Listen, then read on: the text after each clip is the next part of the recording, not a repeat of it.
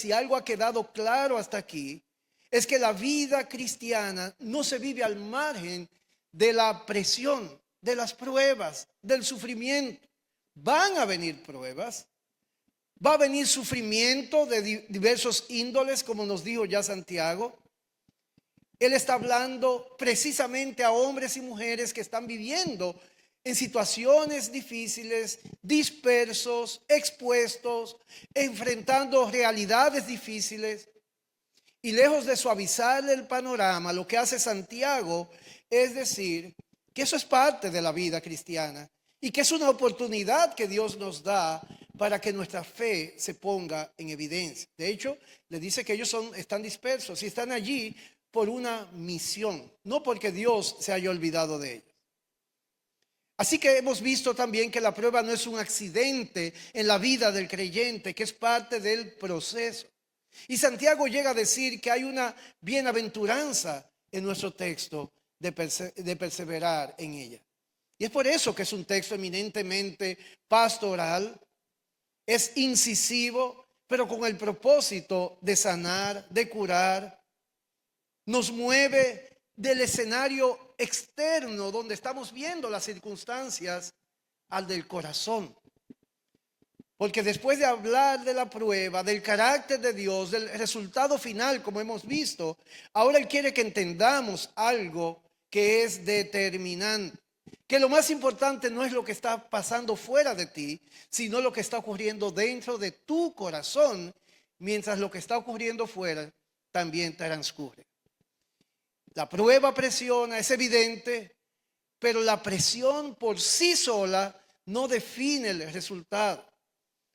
Lo que define el resultado es lo que sale del corazón, lo que produce el corazón en medio de esa prueba.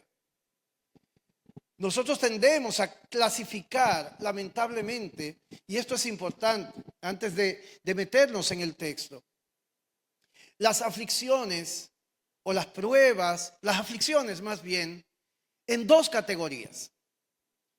Por un lado, hablamos o miramos como tentaciones aquellas cosas que claramente identificamos como pecado. Por ejemplo, nos sentimos tentados con la codicia, a codiciar algo que no tenemos. Alguien nos ha hecho una oferta. Llamamos tentación cuando miramos lo que no debemos mirar y estamos propensos a caer en algún acto de inmoralidad.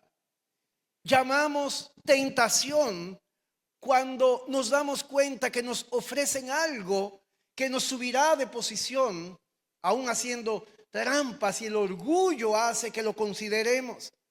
Llamamos tentación a todo deseo de hacer lo malo.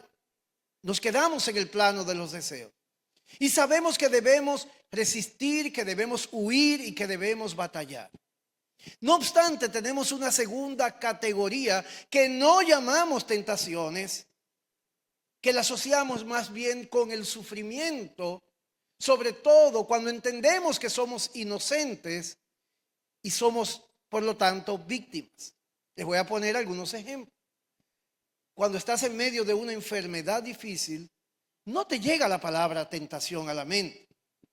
Cuando has perdido algo, cuando hay tensiones familiares, cuando hay frustraciones, cuando se cometen injusticias contra ti.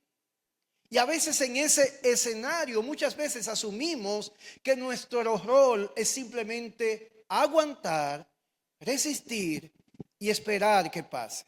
Pero repito, no lo asociamos con tentaciones. Yo no estoy siendo tentado cuando estoy postrado en una cama en un hospital, o por lo menos eso es lo que pensamos. Pero Santiago no nos permite mantener esa división que exime de responsabilidad o nos exime de responsabilidad cuando nos sentimos víctimas. Porque la Escritura, la prueba nunca es solo prueba, siempre es también una tentación. Porque cuando estamos enfermos, estamos tentados a decir lo que queramos por nuestros labios acerca de Dios. Cuando estamos en tensiones familiares, cuando estamos en situaciones en las que se comete una injusticia, estamos tentados a tomar un camino que Dios no ha provisto para que se nos haga justicia o estar en una situación en la que nos sentimos honrados o nos sentimos cómodos. Estamos allí tentados a desconfiar en Dios, tentados a endurecernos, tentados a ceder a la queja, a la amargura. De manera que cuando pensemos en lo que Santiago nos va a decir ahora, no pienses simplemente como tentación en aquello que intenta seducirte, sino en las salidas que estás buscando cuando te consideras que hay una injusticia, cuando te consideras que tú eres víctima. Siempre la respuesta ha de ser piadosa. Siempre la respuesta debe ser de un corazón que quiere honrar a Dios y que no quiere huir. Así que lo que nos presenta Santiago en esta porción de los versículos 12 al 18 es lo siguiente. En primer lugar, nos presenta esa vida a prueba y la presenta como una bienaventuranza. Lo segundo es que nos presenta el proceso interno que convierte la prueba en pecado y que conduce a la muerte. Y en tercer lugar, nos dice que Dios no es de ninguna manera la fuente de ese mal o de ese camino que conduce al destino que hemos escogido, sino que Dios es capaz de darnos bien sin importar la situación, porque todo bien proviene de Él.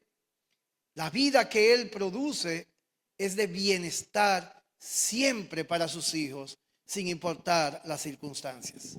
Es un solo tema que desarrolla Santiago de esta manera. Así que vamos a ver, en primer lugar, esa vida bajo prueba y cómo Santiago la presenta.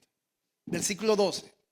Bienaventurado el hombre que persevera bajo la prueba. Porque una vez que ha salido aprobado, que ha sido aprobado, recibirá la corona de la vida que el Señor ha prometido a los que le aman. Ya Él nos ha hablado de las pruebas, de lo inevitable, de todo el proceso, pero ahora pasa a decir, tú eres un bienaventurado, hijo de Dios, que pasas por diversas aflicciones en esta vida. Así que Él abre esta sección con una declaración que no es superficial, hermano. Es una bienaventuranza, como bien dice el texto. Y eso debería ubicarnos y hacernos considerar cuando estamos en la peor aflicción. Pero hay algo importante. Santiago no está describiendo un momento puntual. Está describiendo toda la vida del creyente. Está hablando acerca de una condición que define la vida completa del creyente. Bienaventurado no es simplemente una emoción de felicidad momentánea. Es una declaración de estado delante de Dios.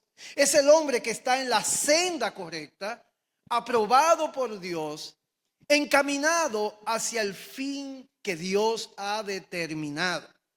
Cuando yo era pequeño, estaban de moda unos trencitos que se ponían sobre unos rieles. Y era muy fácil que se descarrilaran. Eran de pilas, ¿verdad? Uno usaba un control remoto que no lo era nada porque tenía un alambre. Y estaba allí, pero si uno aumentaba de velocidad, se salía. Si uno doblaba muy rápido, se salía. O tan solo de caminar, cualquier piedrecilla hacía que se saliera. Y así es nuestra vida.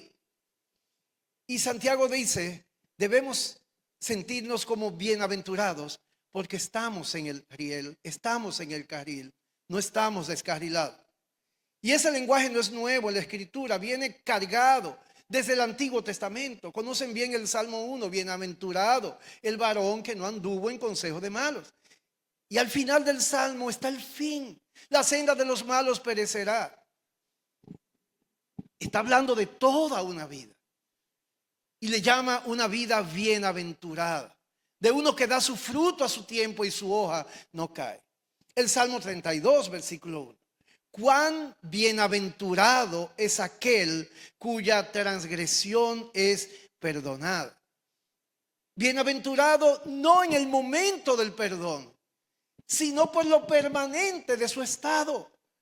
A partir de ese momento pasa de ser una persona bajo maldición a una persona feliz permanentemente. Y eso es lo que el salmista llama bienaventurado. Así que en ambos casos no se trata de alguien sin problemas, sino de alguien correctamente posicionado delante de Dios, que está caminando la senda de Dios y que se dirige al destino que Dios le ha señalado. Alguien cuya vida, aunque atravesaba por realidades complejas, está alineada con Dios. Y es por eso que puede ser llamado bienaventurado. Cuando Dios te bendice, eres bienaventurado. Cuando Dios te presenta y te ilumina por medio de su palabra, como en esta mañana, eres bienaventurado. Y cuando estás en medio de las pruebas, atravesando lo más profundo allí, y que no conoces lo que está sucediendo y no sabes cuál es el próximo paso, también eres bienaventurado. Y es lo que está diciendo aquí Santiago. Bienaventurado el hombre que persevera bajo la prueba, el tren que se mantiene en su carril. A veces los trenes pasan por túneles. ¿Y qué hacemos? Solamente esperar que vuelva a salir de aquel lado. Y debemos tener cuidado de no reducir lo que Santiago está diciendo. De nuevo, él no está hablando de alguien que pasó una prueba, sino alguien cuya vida se caracteriza por perseverar en medio de ella. Es una trayectoria de diversas pruebas por las cuales atraviesa, y en cada una de ellas se prepara antes, frunce el ceño, se encomienda a Dios, transita por ella y al final celebra. Y en ese sentido, este versículo funciona como un marco general, como una declaración que abarca toda la vida del creyente, una vida bajo presión, pero sostenida por una fe que permanece. Así que ya hemos visto anteriormente, creo que el sermón pasado o antepasado, lo que significa perseverar. Y no es necesario repetirlo, pero sí afirmar que no es una resignación pasiva, no es simplemente aguantar, no es sobrevivir hasta que pase la tormenta. Es firmeza espiritual, es mantenerse en Dios cuando todo empuja en la dirección contraria. Es no soltar a Dios cuando sería más fácil endurecerse, ceder o tomar otro camino. Thomas Watson, un comentarista del pasado, dijo: no es el que comienza la carrera el que es coronado, sino el que persevera hasta el final. Y eso porque el texto conlleva una promesa, como veremos más adelante. Y esa perseverancia no es simplemente teórica. No es que conocemos los textos, porque yo sé que todos los conocemos. Eso se ve en la vida real. Es como aquel hombre compositor del himno Alcancé salvación, no estoy bien con mi Dios, Horacio. Sé que conoce la historia.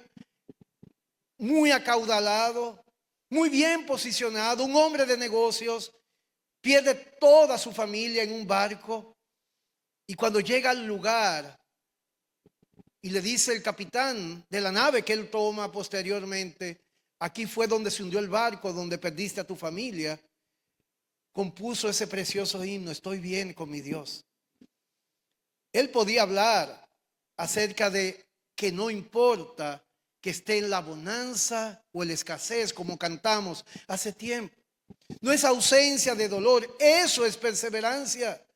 Es una fe que no se quiebra, ya lo vimos, aunque todo se quiebre alrededor de nosotros. Santiago dice: porque una vez que haya sido probado, sigue diciendo el texto, y la idea es la de alguien que ha sido probado y ha demostrado ser genuino. Y recuerden, no es que la prueba produce fe, es que la prueba revela si esa fe es real. Y ahí ahora sí llega la promesa. El texto dice: porque recibirá la corona de la vida.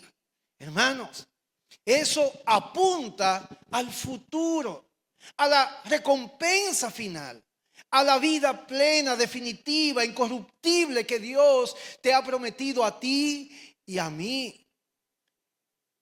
Pero aquí debemos mirar un detalle, porque esa recompensa no es solamente algo que se recibe al final, habiendo pasado cada prueba en la que el Señor nos haya mandado y nosotros estemos allí en medio de ella y apuntamos a ese final glorioso. Sí, pero no solo. Es algo que comienza a experimentarse en el proceso. Así como la semana pasada dijimos que hay pruebas que solamente, o lecciones que solamente se aprenden en medio del dolor, en medio de la aflicción, cuando estamos mirando lo que está ocurriendo en nuestras vidas y estamos trabajando en nuestras vidas en medio de la prueba, no cuando estemos celebrando. Allí ya no va a suceder. No solamente esperamos el cielo, sino que el que persevera bajo la prueba empieza a gustar, incluso en medio del dolor, la realidad de la vida eterna. Empieza a experimentar una estabilidad que no depende de las circunstancias, una paz que no es explicable, una comunión con Dios que no se produce en la comodidad, sino en la necesidad de Él. La perseverancia no solamente conduce a aquella corona, sino que nos deja ver destellos de ella en medio de la prueba. Y posiblemente una de las razones por la que te hace tan pesada la prueba es porque no estás disfrutando el cielo en la tierra. Porque definitivamente en medio del dolor, la respuesta aceptable produce más intimidad con Dios en medio de la prueba. Si la prueba cada vez te está haciendo más débil y cada vez estás más desesperado, hay algo que no está sucediendo en tu vida. El creyente que permanece firme en la prueba no solamente será recompensado, comienza a disfrutar aquí ahora algo de esa recompensa. Hermanos, si no estoy diciendo que sea el principio de la aflicción, ni en el medio, ni 3/4, a veces mucho más allá. Después que hemos pataleado, después que hemos dicho de todo, después que nos hemos amargado y al final decimos, ¿sabes qué? No vale la pena, vuelvo a ti, Señor. Y es solo en ese momento cuando comenzamos a buscar lo que siempre ha estado allí. Recuerden el Salmo 73. Recuerden a Job, justo en medio de su dolor, casi llegando al final, las declaraciones que hizo. Comienza a ver a Dios con más claridad, depende de Él con más sinceridad, descansa en Él con más profundidad. Y eso, todo eso, en medio de la prueba, de la aflicción, de la tentación. Y miren cómo termina el texto. ¿Para quién es esa promesa? ¿Para quién es todo esto? A los que lo aman. A los que lo aman. Solo persevera quien de verdad ama a Dios. Solo es fiel en la prueba el que de verdad ama a Dios. Los fieles caen. No pasan todas las pruebas con 100. Pero nos levantamos y nos duele más a quien ofendimos que lo que hicimos. Y ahí es que está el corazón de Santiago. Él no define perseverante como el más fuerte, sino como el que más ama a Dios. Porque lo que sostiene al creyente en medio de la prueba, hermanos, no es su capacidad, es su afecto, es su convicción de que Dios sigue siendo digno, bueno, confiable, incluso cuando no entiende lo que está sucediendo. Y eso hace que esta bienaventuranza sea tan contracultural como la conferencia que tuvimos este fin de semana, Contracultura. Porque el mundo diría, bienaventurado el que evita el dolor. Y Santiago dice, bienaventurado el que persevera en medio del dolor. No el que escapa, no el que se endurece, no el que se justifica, sino el que permanece, sigue confiando, el que sigue amando a Dios. Y eso nos lleva a lo segundo que nos dice Santiago. Después de llamar bienaventurado, y eso sirve como a manera de inspiración, de ánimo, para que mires lo que viene. Y lo segundo que él hace es hablarnos del proceso interno que ocurre en tu corazón y en mi corazón, que convierte esa tentación o esa prueba en pecado. Y el pecado conlleva la muerte. Versículos 13 al 15. Cuando alguno es tentado, alguno de esos hijos que aman a Dios y que pretenden perseverar, pero a veces fallan. Y él va a explicar por qué fallan. ¿Por qué tú y yo fallamos? A pesar de que amamos a Dios, asumo que amamos a Dios. Cuando alguno es tentado, no diga que es tentado de parte de Dios. Y eso conecta, como vamos a ver, con el verso 16, que vamos a ver en el tercer punto. Porque Dios no puede ser tentado por el mal, ni Él tienta a nadie. Lo voy a decir de nuevo, ni Él tienta a nadie. Dios no tienta a nadie, sino que cada cual, tú y yo, cada uno es tentado cuando es llevado y seducido por su propia pasión. Y después, cuando la pasión ha concebido, da a luz el pecado. Y cuando el pecado es consumado, engendra la muerte. ¿Qué final? Todo el proceso está colocado allí delante de nuestros ojos. Así que después de que Santiago nos dice que el que es bienaventurado, quien persevera, nos lleva al otro lado de la realidad. La misma prueba que puede afirmar la fe, también puede convertirse en el escenario donde el pecado se desarrolla. Y eso debe llenarnos de temor, hermanos. Y lo primero que hace es cerrar una puerta equivocada, de golpe y porrazo. No digas que eres tentado de parte de Dios. Decir que eres tentado de parte de Dios es acusar a Dios de despropósito y es acusar a Dios de que Él no siempre hace bien a los suyos, de que Él se descuida con sus hijos, que Él reacciona posiblemente ante la infidelidad de sus hijos, lo cual no es así. Así que cuando el dolor aprieta, por lo regular el corazón busca culpables y nunca lo busca en su propio corazón. Siempre es mi hijo, el profesor, el jefe, el cónyuge, etcétera, etcétera. Y sutilmente empieza a desplazar la responsabilidad hacia Dios. Y Santiago no permite eso. Dios no es el origen del pecado, no induce, no seduce, no te empuja al mal. Su santidad es absoluta. Dios no puede ser tentado por el mal. Esa declaración es muy profunda, hermanos. O sea, no puede haber algo, algún inicio, alguna fuente que empuje a Dios a hacer algo que no está a la altura de su dignidad y de su santidad. Y una vez que Santiago aclara ese punto, nos hace mirar en la dirección correcta, sino que cada uno, el problema no está afuera, está en nosotros. Y es entonces donde vemos que Santiago no solamente identifica el origen, sino que describe el proceso. No es un evento repentino, es una secuencia. Y si entendemos esa secuencia, podemos detectar el pecado antes que madure. Podemos identificar en qué etapa estamos y actuar en consecuencia. Y lo primero que Santiago nos señala es cuál es la raíz que nos lleva a morir, apuntando al final. Y es una pasión interna, concupiscencia. Está en la Reina Valera del 60. Deseo desordenado. Y como lo pone allí, es tentado cuando es llevado y seducido por su propia pasión.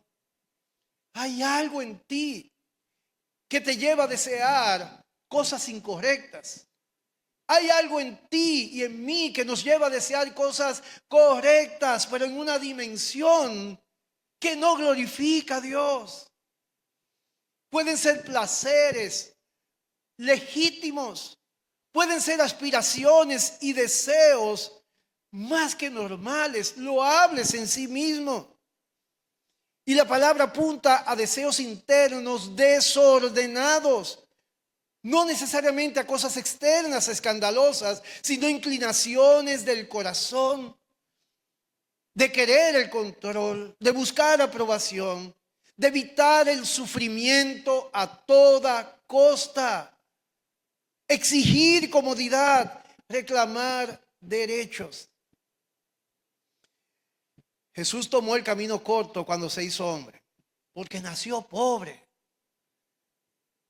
vivía incómodo, no tenía nada. Humanamente hablando, tenía poco que perder, sin apariencia para los hombres.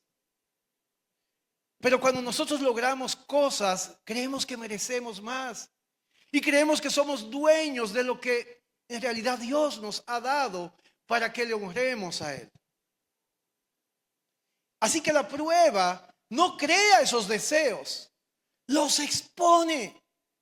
La enfermedad no crea la queja, la revela. La escasez no crea la ansiedad, la evidencia. El conflicto no crea el orgullo, lo saca a la luz. Hermanos, ahí empieza todo.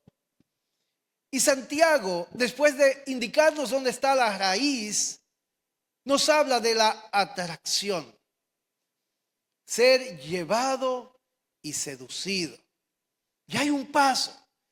Él lo dice a sí mismo, cuando es llevado y seducido, y eso significa que alimentamos aquel deseo que simplemente estaba allí latente. Era algo que en nuestra consideración era visto como deseable. Y recordemos lo que hace Eva. Precisamente cuando mira y considera y toma y come, hay un proceso. Y Santiago usa ese lenguaje de manera intencional. Es la idea de ser atraído, arrastrado, capturado. No es todavía pecado consumado. Es el momento en el que el deseo comienza a tomar fuerza. Y aquí el corazón se comienza a mover. Se inclina hacia una reacción incorrecta. Es más, comienza a justificarla.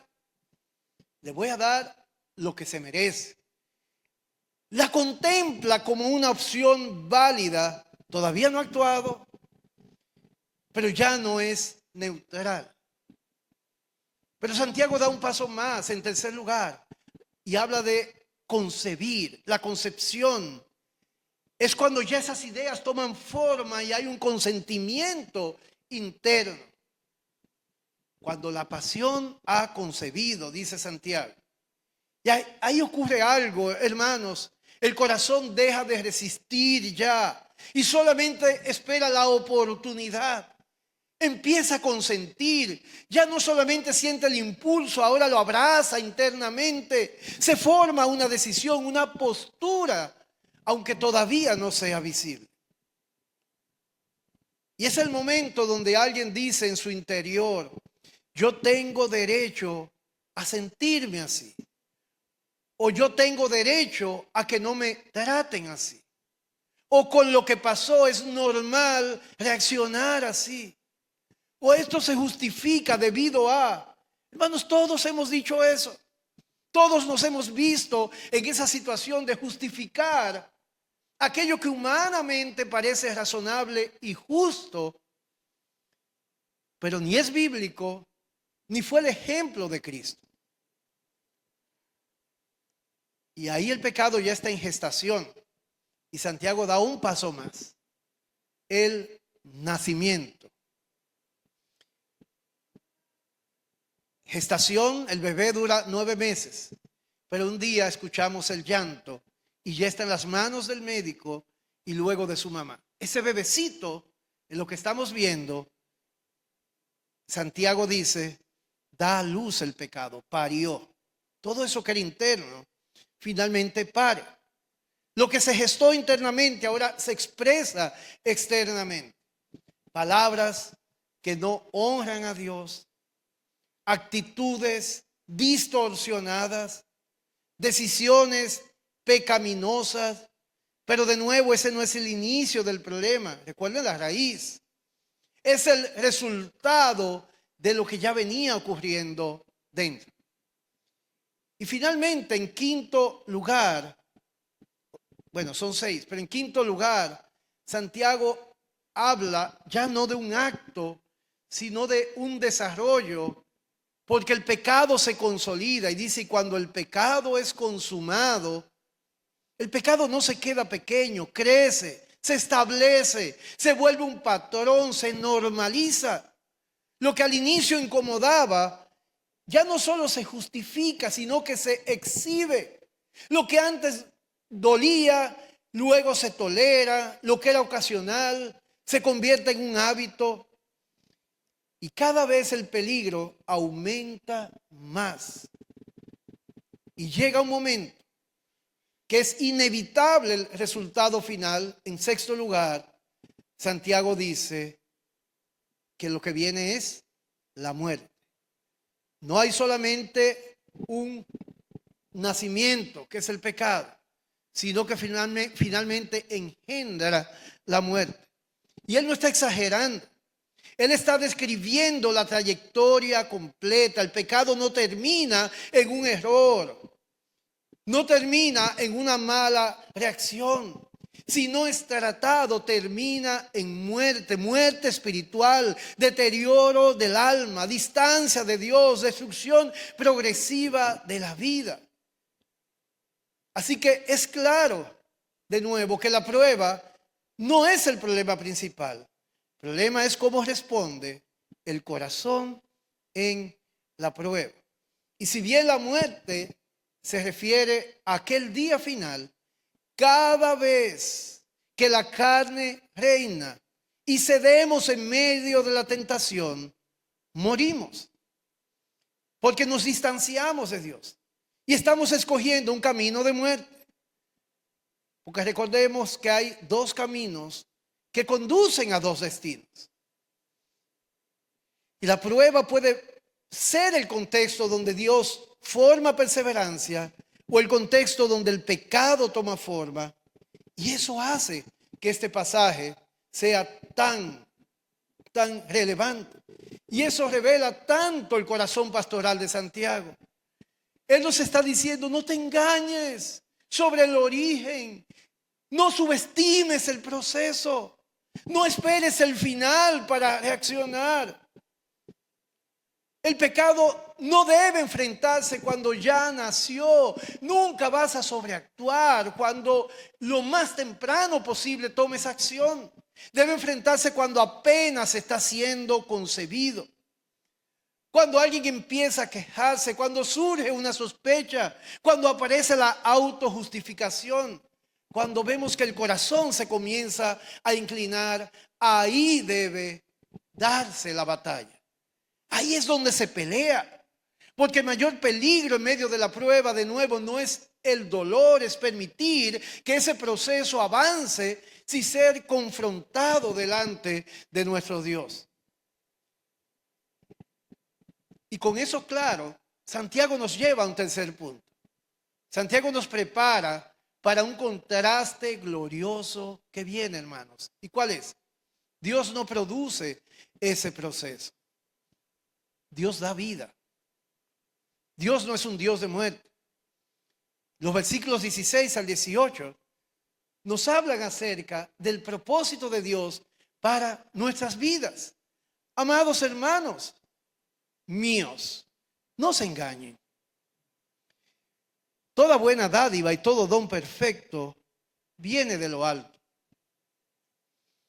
Desciende del Padre de las luces, en que no hay cambio ni sombra de variación.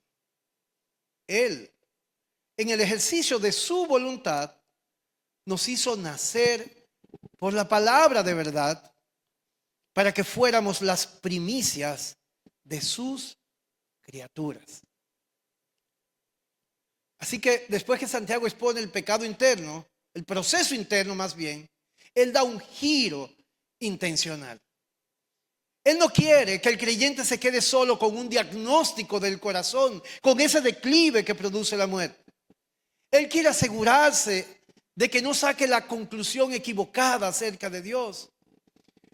Por eso comienza con una advertencia diciendo, hermanos, no se engañen. Y él ha dicho que Dios no tienta a nadie. Pero no solamente es que Dios es neutro en medio de la aflicción y no tienta a nadie, no.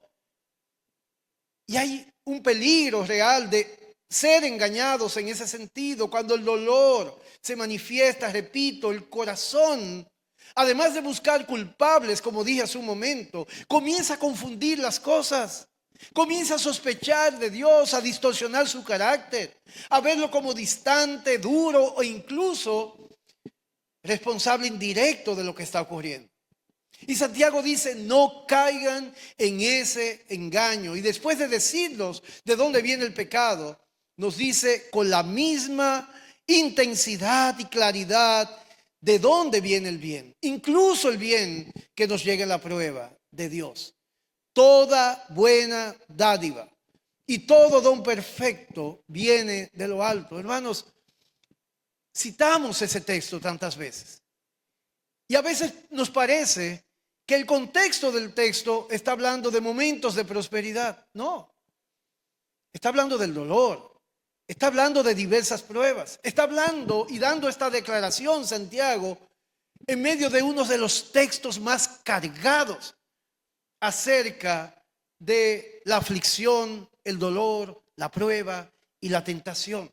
Y en medio de todo esto dice, toda buena dádiva, todo don perfecto proviene de Dios. Todo lo bueno proviene de Dios. No algunas cosas, no la mayoría de las cosas, todas. Todo lo que es verdaderamente bueno, todo lo que es completo, adecuado, perfecto en su propósito, viene de Dios. Y la razón por la que está allí esa declaración es porque es clave en el contexto de la prueba. Porque cuando estamos en medio del sufrimiento, lo que ponemos en juego principalmente no es solo la sabiduría y el poder de Dios, sino sobre todo su bondad.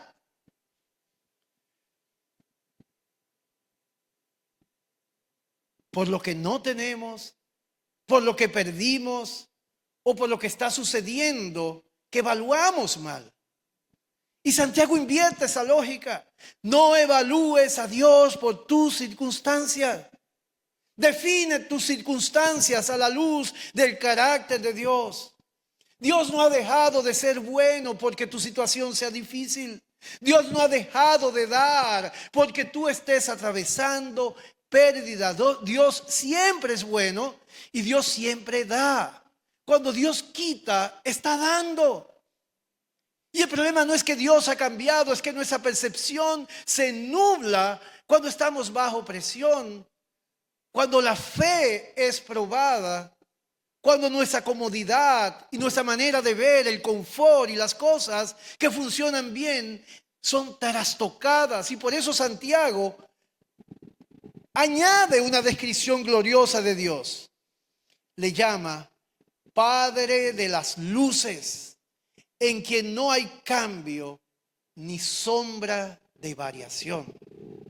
Hermanos, es una manera tan poética y teológicamente profunda de afirmar la inmutabilidad de Dios, que Dios no cambia. A diferencia de las luces creadas, el sol, la luna, las estrellas, que cambian, se mueven, producen sombras, eclipses. Dios no cambia, no fluctúa, no tiene variaciones. No hay momentos en que sea menos bueno, menos fiel o menos digno de confianza. Es fundamental en la prueba. Porque si Dios cambiara, no pudiéramos descansar. Pero porque no cambia, podemos confiar, incluso cuando no entendemos. Y Santiago no se queda en una declaración general de la bondad de Dios. Todavía va a lo más profundo a la obra de la redención, de la salvación. Y dice, Él, en el ejercicio de su voluntad, nos hizo nacer. Porque Él es bueno. Su voluntad es buena. Lo que pare su voluntad es glorioso y bueno en gran manera. Es una evidencia la redención, la salvación y lo que hizo contigo y conmigo, hijo de Dios, que es una evidencia suprema de su bondad. Dios no solamente hizo las cosas buenas, sino que da vida. Y no cualquier vida, da vida espiritual, regeneración, nuevo nacimiento. Fíjate cómo lo dice, en el ejercicio de su voluntad. Otro texto dice en el puro afecto de su voluntad, porque Él quiso, es parte de su deseo, no por mérito humano, no fue una iniciativa tuya ni mía, fue por su voluntad soberana, buena y perfecta. Y el texto dice que lo hizo por la palabra de verdad, es decir, por el evangelio, por la verdad revelada que transforma el corazón, por medio de la palabra que no solamente te informa, sino que da vida. Y eso conecta directamente con todo lo que Santiago ha dicho en los versículos anteriores. El pecado nace del corazón y produce muerte, pero Dios por su palabra produce vida. Son dos procesos completamente opuestos. Así que la prueba y la tentación sin palabra que produce vida te conduce a la muerte. Pero cuando en medio de la prueba y el dolor y el declive tomas la palabra de Dios, no solamente te mantienes vivo en medio de la prueba, sino que tu mente, recuerda, se vuelve espiritual y comienzas a gozar del cielo. Y es entonces cuando Santiago añade el propósito: para que fuéramos las primicias de sus criaturas. Eran la primera parte de la cosecha, apartada para Dios, representativa de lo que iba a venir después. Santiago le está diciendo a los creyentes que ellos son evidencia de la nueva creación que Dios está llevando a cabo. No solo Dios te salvó, te hizo parte de algo mucho mayor, de una obra de restauración que va a incluir toda la creación que está gimiendo actualmente, de una realidad nueva que Él está produciendo. Y eso redefine el cómo vemos la prueba. Porque el mismo Dios que te dio vida no está ahora jugando contigo. Él no es como algunos de nosotros que tomamos a nuestro bebecito en la mano y lo tiramos alto y lo soltamos y después lo agarramos. Se nos puede caer, ¿no? Pero cuando está allá arriba, está en pánico. Y la verdad es que no tenemos control. Dios no juega así. No te suelta un momento en la piscina. No te vas a ahogar, pero te puede dejar 5 segundos para que bebas agua. Dios no juega contigo. El mismo Dios que te regeneró no te está empujando al mal. Recuerdo cuando yo era niño que muchos papás, cuando sus hijos tenían 14, 15 años, los llevaban a un lugar que la mayoría de aquí no conoce, que está por la Máximo Gómez.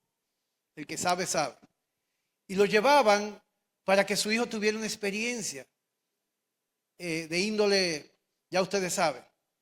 Lo soltaban para que coja un poquito de mundo, se ensucie un poco y después yo lo hago y se vuelva un hombrecito. Dios no te empuja al mal. El mismo Dios que te hizo suyo sigue obrando con un propósito bueno, aunque no lo veas. Y ahí está el contraste que Santiago quiere que tú no pierdas. El pecado nace dentro de ti, crece y produce muerte. Pero todo lo bueno en ti viene de Dios y culmina en vida. Y por eso el llamado es explícito y es claro. No confundas a Dios con tu pecado. No interpretes mal su carácter en medio del dolor. No pierdas de vista que Él sigue siendo exactamente el mismo que tú viste en el momento cuando lo consideraste glorioso. ese momento de lucidez que quizás tuviste un momento en tu vida, ese es Dios y de hecho una sombra de Dios. Porque si en medio de la prueba pierdes de vista quién es Dios, no vas a saber cómo responder correctamente a lo que estás viviendo. Pero si afirmas con claridad, Dios es bueno, Dios no cambia, Dios me da vida y me está dando vida ahora. Entonces incluso en medio del sufrimiento más profundo, tu alma tiene un ancla firme, hermanos. Y eso cierra el argumento de Santiago en esta sección. La prueba revela la fe. El corazón puede desviarse hacia el pecado, pero Dios sigue siendo la fuente de todo bien y el autor de tu vida.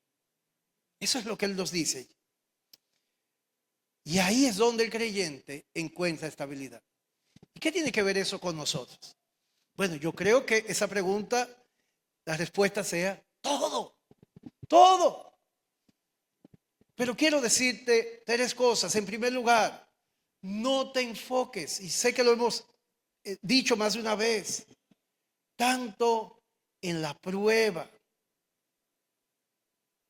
Tus ojos deben estar en tu corazón. ¿Qué está haciendo tu corazón? En la medida que la prueba crece en intensidad. Cuando estés atravesando esa dificultad, cambia la pregunta básica. No comiences, ¿por qué me está pasando esto? Comienza en qué está saliendo de mí en medio de esto. Fíjense que ni siquiera la pregunta es, Dios, ¿qué estás haciendo en mí? Eso es atemporal. Eso puede producir afán. Si quieres preocuparte por lo que Dios está obrando, puedes decir, orar, Señor, cumple tu propósito en mí. Pero la manera de que Dios haga lo que tienes que hacer es que comiences con el primer paso. ¿Qué está saliendo de mí en medio de esto? Porque ya estarías definiendo cuál es el campo de batalla. ¿Estoy respondiendo con queja o con confianza? ¿Estoy justificando actitudes que sé que no honran a Dios? ¿Estoy viendo a Dios correctamente o empezando a sospechar de Él? No desperdicies la prueba enfocándote principalmente en cómo resolverla. Úsala para tratar lo que Dios está exponiendo de tu corazón.